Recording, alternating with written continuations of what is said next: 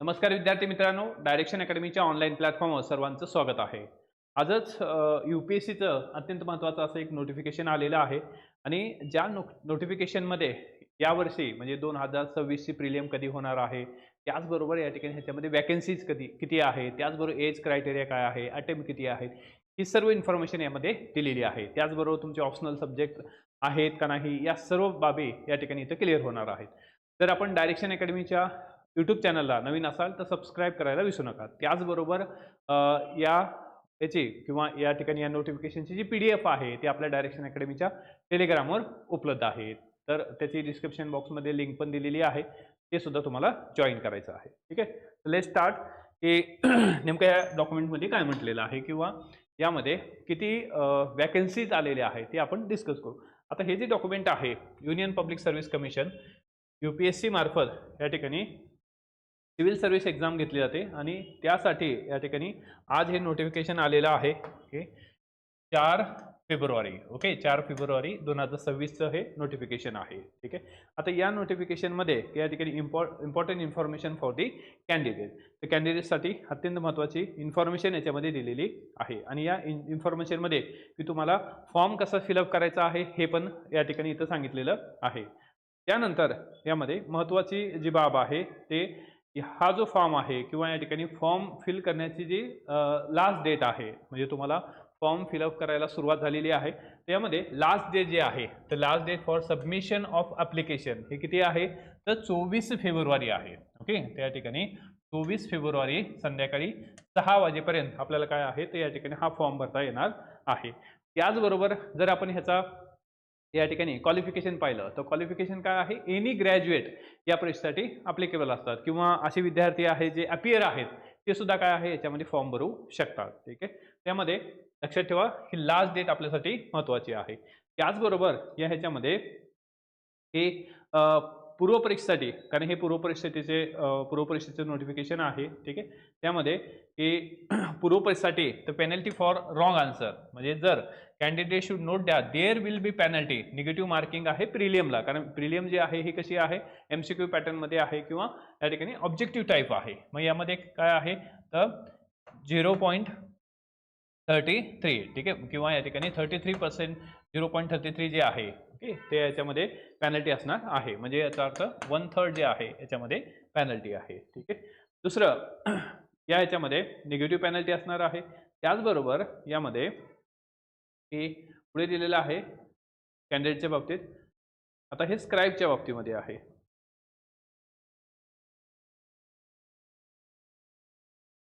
आणि एक्झामच्या बाबतीत सुद्धा सांगितलेलं आहे. The candidate should reach the venue of the examination will be in time at least 30 minute prior to the commitment. ठीक आहे. म्हणजे या ठिकाणी किंवा एक्झाम सुरू होणार आहे त्याच्या अगोदर ॲटलिस्ट तुम्ही 30 मिनिटं तिथं असणं गरजेचं आहे. ठीक आहे.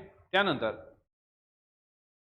पुढे आता सर्वात महत्त्वाची जी बाब आहे त्यामध्ये तर ही जी नोटिफिकेशन आहे त्या नोटिफिकेशनमध्ये महत्त्वाचं की UPSCची जी प्रिलियम आहे ही प्रिलियम कधी असणार आहे हे सुद्धा इथं मेन्शन करण्यात आलेलं आहे. त्यामध्ये the preliminary exam of the civil service examination for recruitment of the services and post mention below will be held on. Okay, कधी एक्झाम आहे त्या ठिकाणी ऑन 24 मे. ओके, म्हणजे याचा अर्थ काय आहे 24 मे 2026 रोजी काय आहे या ठिकाणी ह्याची प्रिलियम आहे. 24 मेला काय आहे प्रिलियम आहे. तर या प्रिलियममध्ये काय असणार आहे तर या ठिकाणी हे किंवा या जे काही वॅकन्सीज निघालेल्या आहेत त्यामध्ये ह्या सगळ्या वॅकन्सीज असणार आहेत. ठीक आहे. त्यामध्ये 23 वॅकन्सीज आहेत. त्यामध्ये IAS असेल, IPS असेल, ज्या ऑल इंडिया सर्व्हिसेस आहे ज्याला आपण म्हणतो, ह्या 3 जे असतात त्याला म्हणतात all India services. Indian administrative service त्याला आपण IAS म्हणतो. ओके. दुसरं इंडियन या ठिकाणी police service. Okay, Indian police service. आणि तिसरं आहे इंडियन फॉरेस्ट सर्व्हिस. ओके, 3 जे आहेत या ठिकाणी ऑल इंडिया सर्व्हिसेस आहेत. IAS, ओके, IPS अँड या ठिकाणी IFS. Okay, F for forest. या 3 ऑल इंडिया सर्व्हिसेस आहेत. आता यामध्ये पुढे जाऊन टोटल वॅकन्सीज सांगितलेल्या आहेत की किती वॅकन्सीज आहेत. तर 2026 साठी द नंबर ऑफ वॅकन्सीज किती आहेत यामध्ये 933 वॅकन्सीज आहेत. ओके, अप्रॉक्सिमेट लिहिलेलं आहे, म्हणजे याच्यामध्ये की मेन्सच्या वेळेस ह्या ज्या काही वॅकन्सीज आहेत त्या वाढू सुद्धा शकतात. परंतु इथं सांगितलेलं आहे 933 वॅकन्सीज आहेत आणि कधी एक्झाम आहे त्यामध्ये 24 मेला ही एक्झाम आहे. ठीक आहे, 24 मेला म्हणजे यामध्ये आधीच जे कॅलेंडर आहे यूपीएससीचं त्यामध्ये डिक्लेअर केलेलं आहे त्यानुसारच एक्झाम होणार आहे. इवन दो या ठिकाणी हे जे नोटिफिकेशन आहे हे डिले झालेलं आहे त्यामध्ये, आणि या नोटिफिकेशनमध्ये कुठल्याही प्रकारचा चेंज करण्यात आलेला नाही. म्हणजे जसं स्ट्रक्चर प्रिलियमचं आहे, प्रिलियमच्या बाबतीत जर पाहिलं तर आपल्याला या ठिकाणी जे प्रिलियम आहे, प्रिलियमला पेपर 1 आणि पेपर 2 असतो. पेपर 1 जो आहे तो GS असतो, पेपर जो आहे सेकंड CSAT असतो. त्याचबरोबर मेन्समध्ये आपल्याला या ठिकाणी टोटल 1750 मार्काची मेन्स आहे. ठीक आहे, प्रिलियम 200 + 200 म्हणजे 400 मार्काची आपली प्रिलियम आहे, 1750 मार्काची मेन्स आहे. त्याचबरोबर ऑप्शनल सुद्धा असणार आहे. यामध्ये कुठल्याही प्रकारचा चेंज यूपीएससीने केलेला नाही. ठीक आहे, म्हणजे बऱ्याच गोष्टी ह्या चेंजबद्दल चलत होत्या, परंतु यामध्ये यूपीएससीने कुठल्याही प्रकारचा चेंज केलेला नाही. त्यानंतर पुढे the list of service identify the suitable for a person of benchmark disability. डिसेबिलिटीसाठी हा या ठिकाणी चार्ट दिलेला आहे, कशा प्रकारची डिसेबिलिटी आहे. ओके, आणि विविध प्रकारचे जे सेंटर्स आहेत ते देण्यात आलेले आहेत. ओके, तर यामध्ये आता यामध्ये पहिले द प्लॅन ऑफ एक्झामिनेशन काय असणार आहे, प्रिलियम असणार आहे. ओके, प्लॅन ऑफ एक्झामिनेशन काय आहे, एक तर पहिली स्टेप जे आहे प्रिलियम आहे. ठीक आहे, देन या ठिकाणी मेन्स असणार आहे आणि त्यानंतर इंटरव्ह्यू, असं 3 फेजमध्ये या ठिकाणी ही एक्झाम होत असते. त्यानंतर पुढे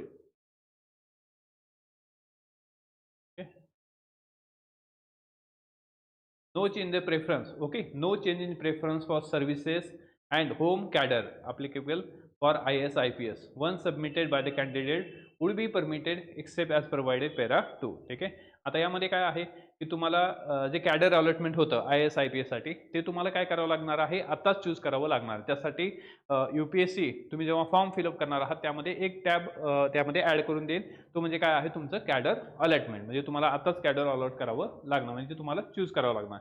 त्यानंतर एलिजिबिलिटी जर पाहिली आपण तर या ठिकाणी तो भारताचा नागरिक असावा, आणि या ह्याच्यामध्ये काय आहे की एज लिमिटच्या बाबतीत जर पाहिलं तर एज लिमिट काय आहे, a candidate must have attend the age of 21 years. ठीक आहे, ते या ठिकाणी 21 वर्ष असलं पाहिजे आणि must not have attend the age of 32. ठीक आहे, म्हणजे मॅक्सिमम काय आहे 32 पर्यंत असणार आहे. ओके, ओपन कॅटेगरी त्यामध्ये 32, 21 ते 32 असणार आहे.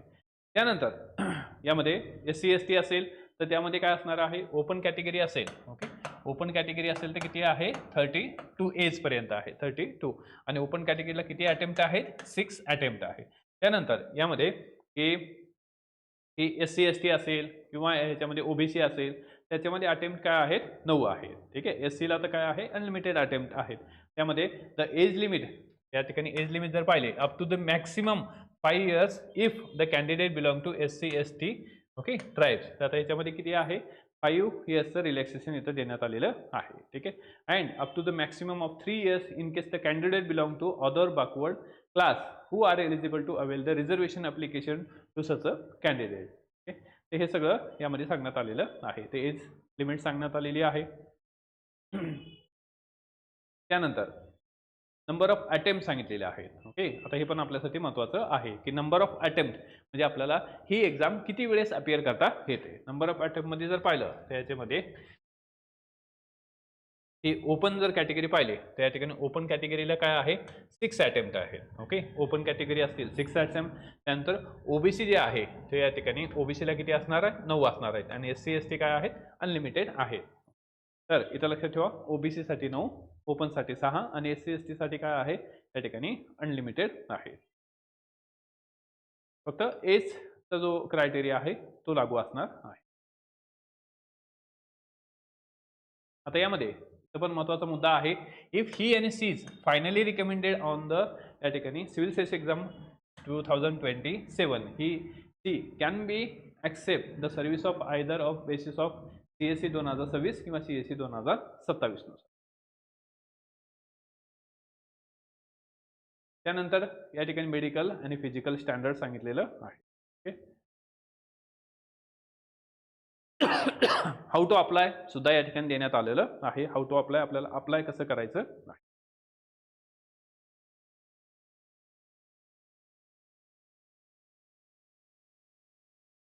आणि महत्त्वाचं आहे the last date for online submission application. Online submission जे आहे आपल्याला या ठिकाणी किती आहे 24 फेब्रुवारी. ओके 24 फेब्रुवारीपर्यंत काय आहे लास्ट डेट आहे फॉर्म फिलअप करायची. आता यामध्ये 2-3 महत्त्वाच्या गोष्टी होत्या. तर एक तर काय आहे की नोटिफिकेशन आलंय 933 जागा आहेत. 24 मेला एक्झाम आहे जे ऑलरेडी काय झालेलं आहे या ठिकाणी पब्लिश केलेलं आहे किंवा ऑलरेडी सांगितलेलं आहे त्याच डेटला एक्झाम आहे. आणि 24 फेब्रुवारीपर्यंत काय आहे आपल्याला लास्ट डेट आहे सबमिशनची. कसे सबमिशन या ठिकाणी फॉर्म सबमिशन.